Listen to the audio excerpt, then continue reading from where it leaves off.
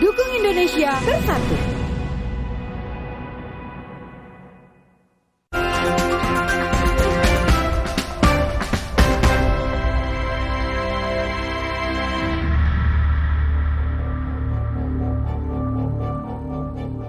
Setelah sempat ditunda 2 kali, tes kebohongan untuk Ferdy Sambo dilakukan pada Kamis 8 September.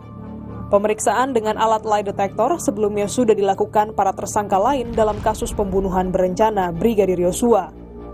Tes kebohongan atau uji poligraf pada Senin 5 September hingga Rabu 7 September dilakukan terhadap tersangka Bribka Ricky Rizal, Kuat Ma'ruf, dan Putri Chandrawati bersama asisten rumah tangga Susi.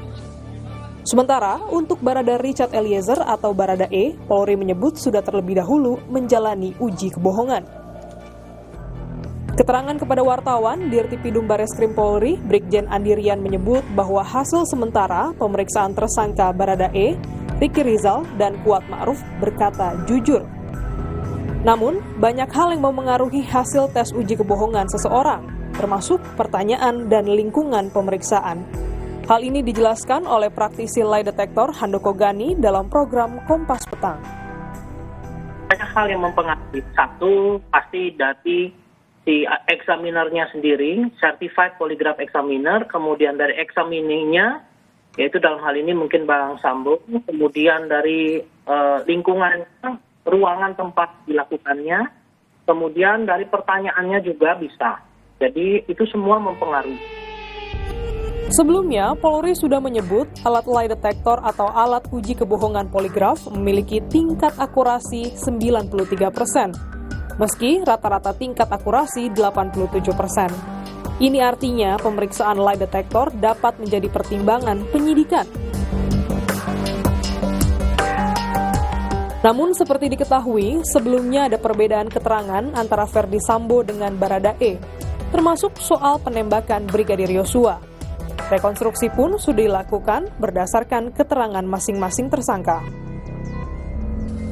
Selain itu, Ferdy Sambo sebagai sutradara pembunuhan sudah pelin-pelan mengubah keterangan soal pembunuhan Brigadir Yosua, yang juga sudah diakui sang istri, Putri Chandrawati, bahwa dirinya diminta Ferdy Sambo mengubah skenario lokasi kejadian pelecehan. Pada akhirnya, keterangan dan hasil pemeriksaan apapun semuanya akan dibuktikan dan diuji di pengadilan. Tim Liputan, Kompas TV.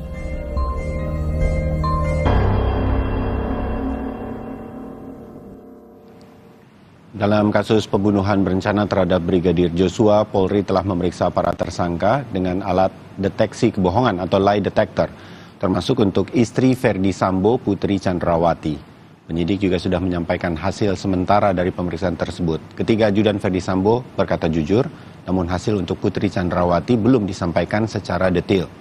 Giliran Ferdy Sambo rencananya hari ini akan diperiksa menggunakan lie detector. Nah, saudara, apakah kebohongan atau kejujuran dari para tersangka ini benar-benar bisa terlihat melalui alat lie detector ini?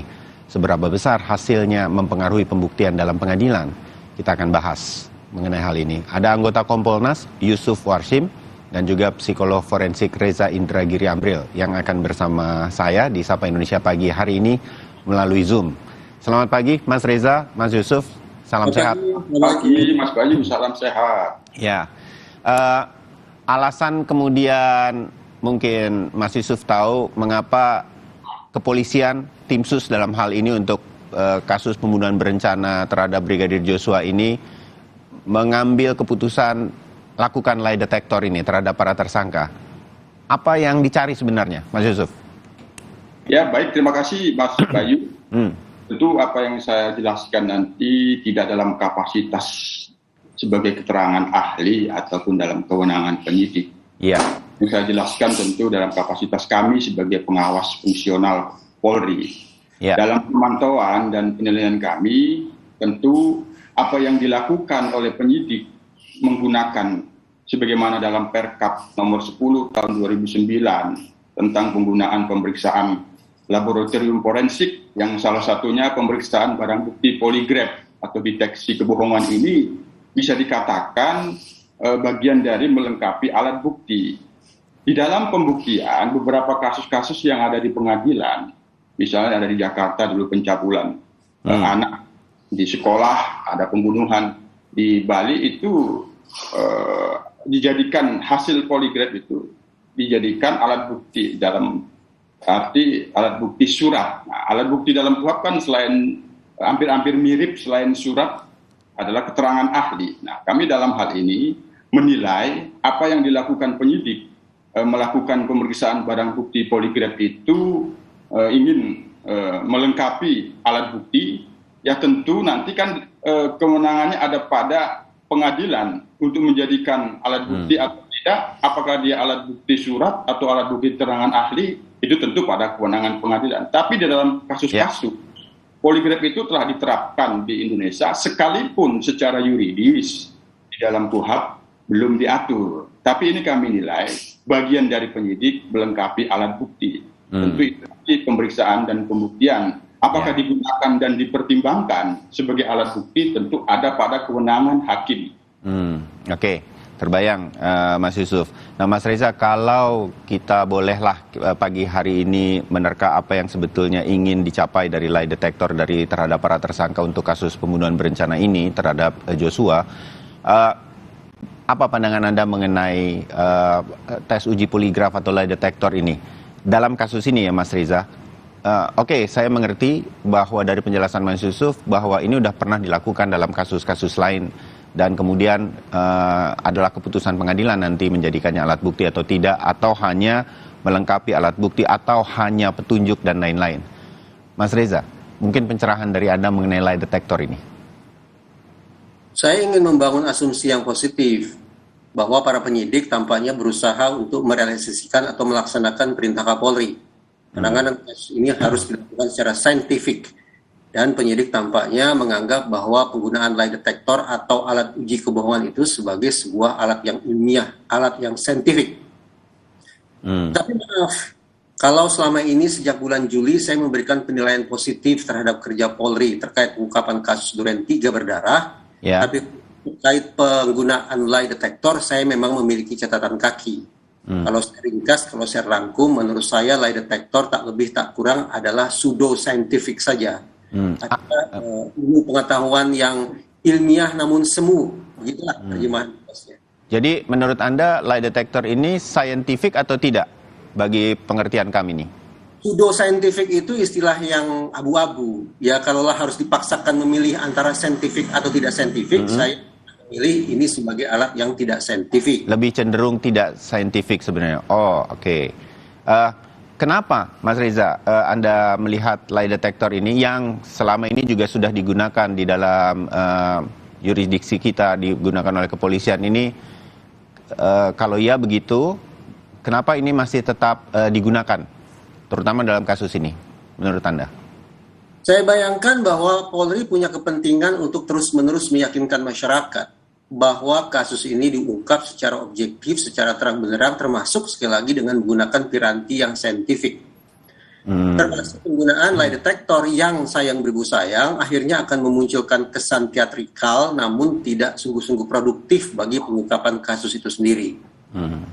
Masalah ini paling mendasar terletak pada penggunaan nama, yaitu lie detector. Kita terjemahkan sebagai alat pendeteksi kebohongan. Mari kita samakan persepsi. Apa itu kebohongan? Kebohongan adalah hasil perbandingan antara pernyataan dan kenyataan. Kalau pernyataan sesuai dengan kenyataan, maka kita anggap bahwa yang bersangkutan berkata jujur atau tidak berbohong. Sebaliknya, apabila ada kesenjangan antara pernyataan dan kenyataan, maka kita pastikan itu adalah dusta alias kebohongan. Ini letak masalahnya, bahwa alat itu, instrumen itu, beserta operatornya tidak tahu sama sekali tentang kenyataan atau faktanya seperti apa. Bahwa mereka dilibatkan oleh para penyidik pun menandakan bahwa para penyidik membutuhkan topangan data, topangan informasi, karena pada dasarnya mereka pun tidak begitu tahu tentang kenyataan atau fakta di lapangan seperti apa. Sekarang sederhana saja. Kalau penyidik saja belum sungguh-sungguh yakin tentang kenyataan atau fakta peristiwanya seperti apa, lantas apa pula yang kita harapkan dari lie detector dan operator itu? Apakah kita anggap mereka lebih tahu daripada penyidik sendiri? fakta atau kenyataan peristiwa pidana dimaksud. Oh, oke. Terbayang saya sekarang bahwa alat ini sebutlah bukan seperti namanya bisa mendeteksi kebohongan. Lalu apa yang sebetulnya dilakukan dicari atau dihasilkan oleh uji poligraf atau lie detector ini ketika itu dilakukan terhadap seseorang, Mas Reza? Kalau begitu. Kita garis bawahi lagi bahwa kebohongan atau kejujuran dinilai berdasarkan perbandingan antara kenyataan dan pernyataan. Ya. Alat ini sama sekali tidak mengukur kenyataan. Alat ini melihat tali temali antara pernyataan dengan reaksi fisiologis manusia. Ketika dilakukan tes tersebut.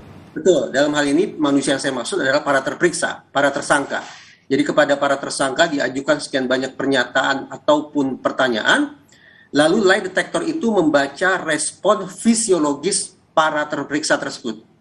Apa fisiologisnya yang biasanya terlihat itu?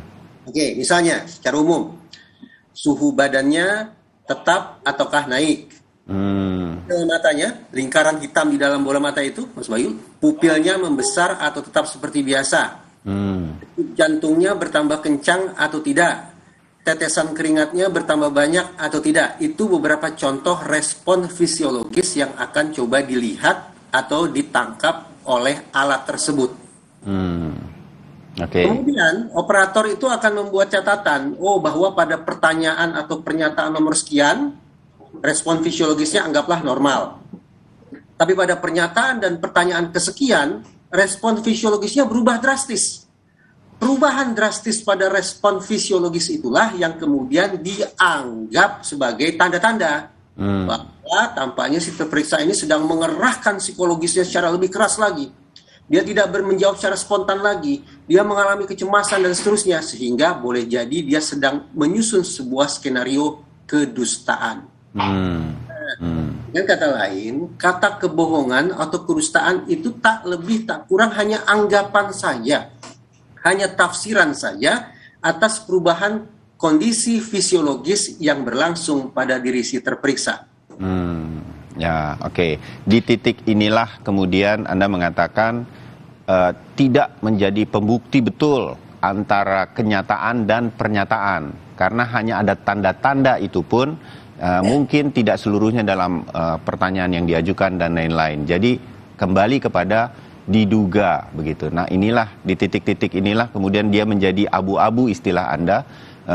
Uji poligraf ini juga tidak bisa membuktikan itu. Kalau kemudian kepolisian mengatakan atau tim sus mengatakan ketiga tersangka yang hasilnya disampaikan kepada publik adalah dianggap jujur, berarti apa? Mayoritas pertanyaan yang diberikan tidak menunjukkan tanda-tanda fisiologis yang diduga adalah tanda-tanda berupaya menutupi kenyataan. Kira-kira begitu, Mas Reza? Per detik ini sesungguhnya saya sudah langsung ingin kunci skakmat dengan mengatakan saya menganggap bahwa sebutan kejujuran atau kebohongan itu tidaklah relevan. 4 contoh kondisi fisiologis yang tadi saya kemukakan mutlak sama sekali tidak ditentukan oleh seseorang berdusta atau tidak berdusta. Misalnya, apa iya seseorang yang degup jantungnya bertambah cepat itu semata-mata karena yang bersangkutan berdusta? Belum tentu. Yang bersangkutan punya gangguan jantung, yang bersangkutan baru selesai berolahraga, yang bersangkutan merasa cemas, terintimidasi oleh interrogatornya, yang bersangkutan ingin buang air kecil, itu pun bisa meningkatkan degup jantung. Demikian pula respon-respon fisiologis lainnya. Jadi kita simpulkan, kendati terjadi perubahan pada respon fisiologis si terperiksa, tetap saja perubahan fisiologis itu tidak mutlak, tidak semata-mata berkaitan dengan berdusta atau jujurnya si terperiksa. Terbayang, Mas Reza. Yang rupa bisa disebabkan oleh banyak faktor atau banyak hal. Ya. Percaya kita bahwa perubahan respon fisiologis semata-mata penanda bahwa yang bersangkutan sedang jujur atau berbohong. Tali itu menjadi sangat rapuh. Oke. Nah, dalam bayangan saya ke Mas Yusuf, dalam bayangan kami ini orang awam setelah dijelaskan oleh Mas Riza mengenai bagaimana proses si lie detector ini diuji kepada seseorang begitu, berarti hasilnya apapun itu, mau dikatakan jujur, mau dikatakan tidak jujur, nggak bisa juga dipegang dong, Mas Yusuf. Buat apa kemudian ini dilakukan? Apa yang kemudian dicari kalau kemudian hasilnya jujur dan sesuatu begitu? Dalam perspektif kita di publik atau masyarakat nih kan, langsung ketahuan nih, betul apa enggak, dia bohong atau enggak gitu. Nah, jadi percuma dong dilakukan uji lie detector ini, termasuk kepada Pak Ferdi Sambo hari ini. Mas Yusuf, menurut Anda? Ya, sebagaimana yang kami sampaikan tadi, kami nilai ini bagian dari melengkapi alat bukti yang dilakukan oleh penyidik. Bisa spesifik nggak melengkapi alat bukti? Jadi misalnya ada bukti seperti apa yang bisa terlengkapi dengan hasil lie detector test ini? Ya, di dalam hukum kebenaran itu adalah koherensi, saling keterhubungan, saling keterkaitan, persesuaian. Nah, sebagaimana yang tadi saya katakan, hasil poligraf itu kan dilakukan, hasilnya itu dibuat laporan oleh pemeriksa. Ya. Nah, itulah oleh hakim, apakah itu nanti dikatakan sebagai alat bukti surat atau alat bukti keterangan ahli. Nah, yang paling utama kan di sini harus sesuai dengan prosedur formil di dalam pemeriksaan barang bukti poligraf. Sebagaimana tentu pedoman dan tata caranya itu sudah sangat rigid diatur di dalam Perkap nomor 10 tahun 2009 tentang pemeriksaan laboratorium forensik yang salah satunya poligraf. Poligraf ini adalah fisika forensik. Nah, yang paling utama itu ada persetujuan dulu dari tersangka ataupun saksi. Tentu terkait dengan tersangka, dia tidak boleh membelenggu atau menutupi hak-hak untuk membela diri, hak untuk memberikan keterangan bebas dari intimidasi, hak termasuk juga untuk diam, maka dia dimintakan persetujuan. Terkait dengan kondisi badannya, itu juga harus terpenuhi kondisi terperiksa terkait dengan kesehatannya. Maka di situ sebelum dilakukan pemeriksaan poligraf, tentu ada penjelasan tentang riwayat kesehatan tersangka ataupun saksi. Termasuk juga laporan hasil pemeriksaan psikologi. Hasilnya bohong ataupun tentu sekali lagi di dalam hukum kebenaran itu adalah koherensi, persesuaian, keterkaitan. Nah, di dalam pembuktian di pengadilan, malah katakanlah misalnya tersangka tidak menyetujui untuk dilakukan pemeriksaan. Di dalam beberapa kasus tidak menyetujui itu malah dipertimbangkan hakim itu mengandung kebohongan. Yang bersangkutan tidak memberikan satu penjelasan yang jujur seperti itu. Iya, oke, terbayang. Kami tentu sebagai pengawas fungsional dalam hal ini di dalam menilai apa yang dilakukan penyidik, yang paling utama pemeriksaan barang bukti poligraf itu harus sesuai dengan prosedur. Yang salah satunya adalah adanya persetujuan tersangka atau saksi. Tentu kami sangat paham apa yang disampaikan oleh Pak Reza tadi itu kan terkait dengan substansinya, sejauh mana akurasinya, tentu kan nanti di dalam pembuktian di pengadilan, si pemeriksa sendiri kan akan dimintain keterangannya. Maka disitulah kami katakan dia harus memenuhi prosedur. Kualifikasi sebagai pemeriksa poligraf harus sudah memenuhi syarat. Nah itu yang paling utama. Oleh karena ini kami sekali lagi menilai ini bagian dari penyidik melengkapi bukti. Apakah itu nanti surat ataupun keterangan ahli. Yang itu akan dilakukan persesuaian untuk mendapatkan kebenaran. Apakah yang para tersangka ini melakukan pembunuhan atau tidak, melakukan pembunuhan berencana atau tidak. Itu nanti dilakukan persesuaian sehingga ada koherensi antara keterangan saksi, antara hasil poligraf sendiri. Oke, saya sedikit menggarisbawahi Mas Yusuf, bahwa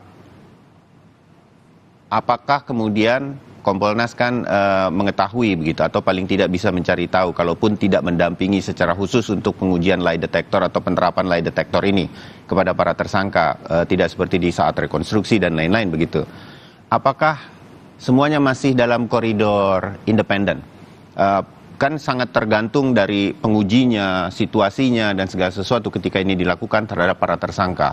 Ini semua dalam koridor yang independen, kepolisian melakukannya, artinya pengujinya juga adalah yang bisa sangat dipercaya dari pihak independen, bukan orang kepolisian atau dekat dengan kepolisian, begitulah bahasa saya, sehingga kemudian lie detector ini tidak semata-mata, sedikit meminjam istilahnya Mas Reza tadi, hanya sekedar etalase untuk menyatakan semua sudah dilakukan dengan saintifik, padahal tidak terlalu saintifik juga begitu.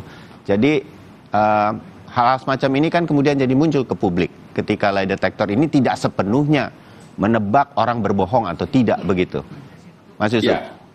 Sebagaimana yang telah disampaikan oleh tim sus, oleh Kapolri, tadi sudah disinggung oleh Pak Reza, tentu ini adalah bagian dari upaya pembuktian secara saintifik. Nah, pemeriksaan poligraf sendiri merupakan pemeriksaan di laboratorium forensik yang dilakukan oleh ahli forensik. Nah, tentu kualifikasi mereka di dalam pemeriksaan poligraf ini tentu harus memenuhi syarat, itu sebagaimana yang tadi. Ini akan menjadi persoalan formil ketika pemeriksaan poligraf itu tidak sesuai dengan prosedur. Salah satu prosedurnya adalah pemeriksanya memiliki kualifikasi atau tidak. Nah, ini yang tentunya sebenarnya menjadi persoalan hukum di Indonesia. Tidak seperti di New Mexico itu standarnya sudah diatur jelas. Memang di Indonesia ini kan belum diatur secara juridis. Namun di dalam beberapa kasus pemeriksaan poligraf ini hasilnya apa yang dituliskan dalam laporan pemeriksa itu dijadikan keterangan surat. Nah, kami tentu dalam kegiatan pemeriksaan barang bukti poligraf ini tentu kami terus memantau, ada beberapa catatan tentu tidak bisa kami sampaikan di dalam forum ini, tapi ada catatan yang telah kami sampaikan ke Kabaireskrim terkait apa yang dilakukan penyidik di dalam melakukan pemeriksaan poligraf ini. Nah, kami pastikan tentu pemeriksaan poligraf ini dilakukan oleh pemeriksa yang berkualifikasi, tentu ini dia secara keahlian, secara kualifikasinya tentu harus independen. Oke, baik. Mas Yusuf, Mas Reza, kita jeda dulu, nanti kita sambung bagaimana kemudian, kan ini sudah dilakukan uji poligraf ini terhadap para tersangka. Apakah ini nanti akan digunakan di pengadilan? Apa saja kemungkinannya? Mas Reza dan Mas Yusuf mungkin punya gambarannya berkaitan dengan kasus ini yang akan sebentar lagi ke pengadilan begitu. Tetap bersama kami.